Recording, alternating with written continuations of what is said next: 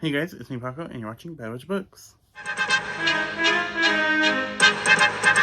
Hey guys, today we're going over my June book haul. In June, I've got 1, 2, 3, 4, 5, 6, 7, 8, 9, 10 books bought. One is a Fairy Loot book, but so we're doing good. I'm no longer on a book buying ban like I was last month, so we have a bigger book haul. So we're gonna get to it. Let's get to it. This book haul's kind of small. I say small because I've been on a broke budget, so most of these 10 books I am surprised I got. Let's get to it.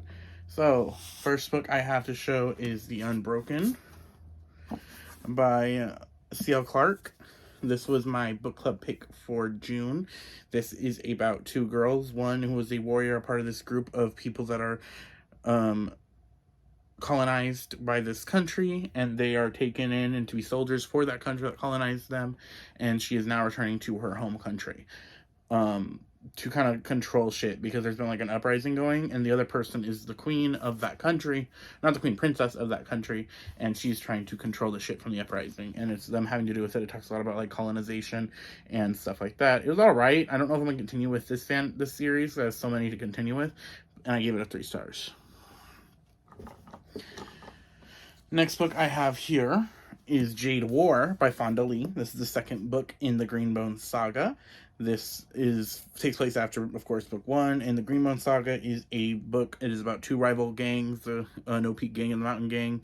They are two gangs that rule over the island of Kiara, I believe is what the island is called. And in this island, there's this stone that people who have trained are able to get the social abilities from, and it's like this big thing that everybody wants. And then this book deals with a lot more of the Cold War between the two, because in the first book, the war kind of goes to an end. It starts and goes to an end, and this is more of a coldish war book between the gangs, and a lot of machinations happen, and I really enjoyed this. This was 4 stars. And yeah, seems like I've read all these books. I haven't, but yeah.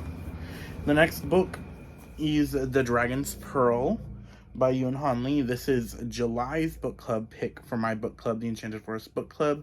This is about our young main character, Min, who is a Gumho, so she's a fox spirit in Korean mythology, and this is also a sci-fi book, so it's got Korean folklore like woven in between it.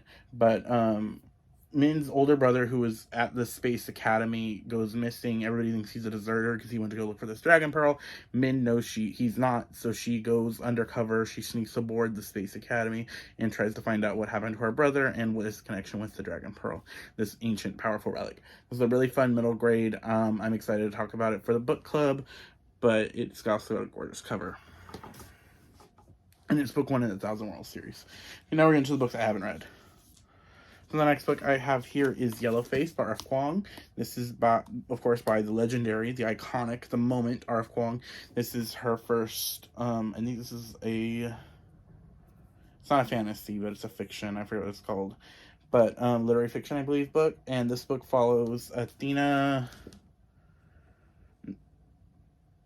Oh, so June Hayward and Athena Lynn were supposed to be twin rising stars, but Athena is a literary darling, and after she dies, and June is the only one there when she dies, June takes Athena's manuscript and publishes that as her own. And since this book has to do with China's history, she basically pretends to be Asian, and the publicists kind of make her up to be Asian and stuff like that.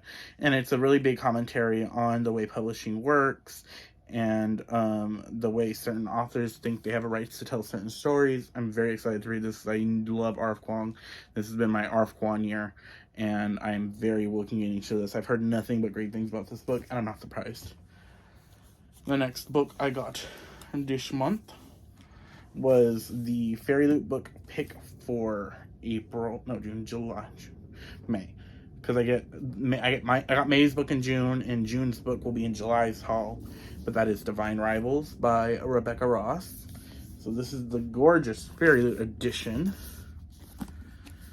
It's got gorgeous sprayed edges, gorgeous foil, gorgeous.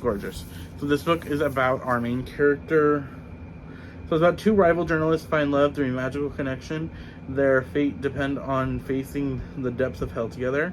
So after a century of sleep, the gods are warring again. 18-year-old Iris Winnow wants to hold her family together with her brother. When her brother is forced to fight on behalf of a god now missing from the front line, a mother drowning in her sorrow, Iris' best bet is winning the columnist promotion at the Oath Gazette. But when Iris' letters to her brother fall into the wrong hands, those of the handsome but cold Roman Kit, her rival at the paper, an unlikely magical connection forms. Expelled into the middle of a mystical war, typewriters in tow, can their bond withstand the fight for fate and of mankind's most importantly love. An epic enemies to lover fantasy novel filled with hope, heartbreak, and the unparalleled power of hope. I'm very excited to get into this. This is giving me Turner Classic vibes, the cover, and I'm loving it. Fairy Loot, I read it. This might be one of my favorite Fairy Loot books I've gotten. I'm very excited to get into this one. Next book is another book I'm super excited to get into, and this is Wonder Woman Historia. This is by Kelly Sue DeConnick. The art by Phil Jimenez, Jean Ha, and Nicole Scott. So this book is I think it's going to be a series, but it's all about Wonder Woman. This is the origin of the Amazons of the Mascara. It's got the gods, it's got Hippolyta, and it's all about the origins of the Amazon in the DC universe. This is a collection, because I know that I think this is a part of DC's Black Label. So they're like adult line. And I'm just very, very looking forward to getting to this. I know the art is just like gorgeous. Like, talk about it. Like, oh, I'm super excited to get into this. I might read this next month. But this is one of my most interesting. Like, I'm just very excited to read this. I remember when it was announced. And I'm hoping they do more in this series. I'm very glad I got the hardcover. Next is another comic, and that is Lore Olympus Volume 4. This follows Persephone and Hades as shit goes on from the first three. And this, I think, introduces Ares. I've read, I think, up to the end of this one on the webtoons when I originally read it. But I will be reading this again because I read the first 3 volumes last year. This is by Rachel Smith. Art by her as well. I'm very glad to be collecting these hardcover editions. Next is One for My Enemy by Olivia Blake. This also has, like, amazing art. This is just I got this on Amazon, so it's not like an exclusive edition. But gorgeous. So, what I know about this book is it's a magical war between two family of witches. And, like, that already sold me enough. But the thing that really sold me enough was, so I'll just read the description to you, I guess. But in modern day Manhattan, where we lay our scene, two rival witch families fight to maintain control of their respective criminal empires.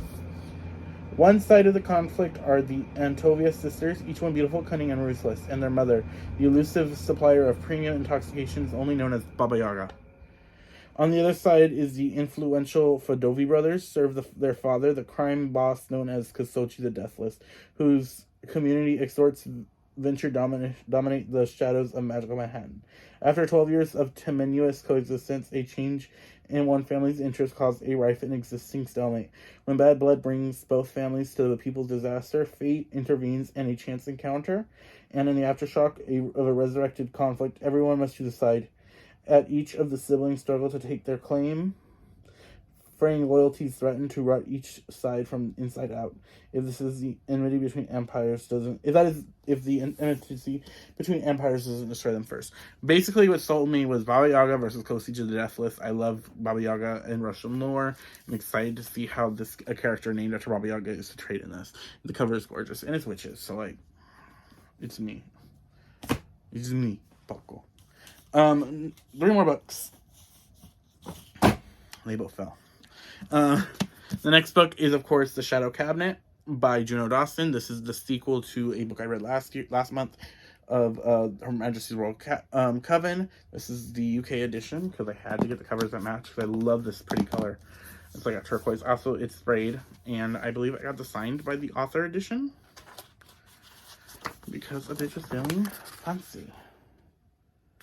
But this takes place in a world where witches have been working for the government in the secret, like, kind of side government of Her Majesty's Royal Coven. This takes place after the shit happens in the first book, which I talked about the first book last video in my book wrap-up. So I high-key suggest checking that out. I need to check out the first book because this one just continues more. I'm very excited to get into this one eventually. Whew. Okay, 2 more books, and then we're there. So the second to last book I have is by Claire Legrand, The Crown of Ivy and Glass. This is the Middlemas Trilogy, Book 1. This is Claire Legrand's new fantasy trilogy. I liked her last trilogy, so I'm excited to get into this. From what I know, this is like Bridgerton meets like high fantasy, and so I'm very excited to read it. I'm not going to read the description because this is a long one, but it sounds very good. I know it's about like this girl, she's an heir to this rich family, but she's the only one in the family who doesn't have magic, and she has to try to save her family, I believe, from a curse. But I'm very excited to read this. This cover also looks gorgeous. And last but not least, we have The Name Bearer, a Flowers of Prophecy book by Natalia Hernandez. This is a indie book. This is not indie, I think this is self-published. But like, look at this cover. This cover is gorgeous. I will read the description of this book. But for her entire life, the Name Bearer's sole purpose has been to receive and deliver the names of the future monarchy from the Flowers of Prophecy. But when the child is finally born and the name bearer is sent to the flowers, they refuse to name him. Instead, they deliver a prophecy. Another child was born who is more worthy of the naming, and if they are found and brought before them, it will usher in a reign of peace.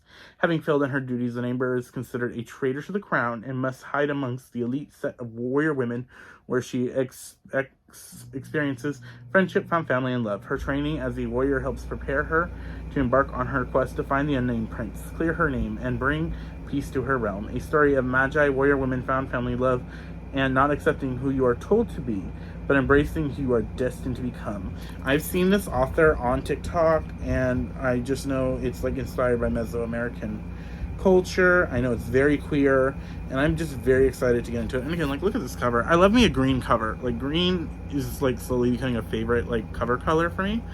But just look at that, it's gorgeous. But yeah, so those are the books I bought last month. What did you guys buy? How did you guys do? And yeah, and I'll see you all next time. And every video I post every new videos Friday. In the description down below, you can get the links to my Discord, where we have the discussions for the book club and for the Throne of Glass readathon, and all my socials to get a hold of me is on there. And yeah, I will see y'all later now.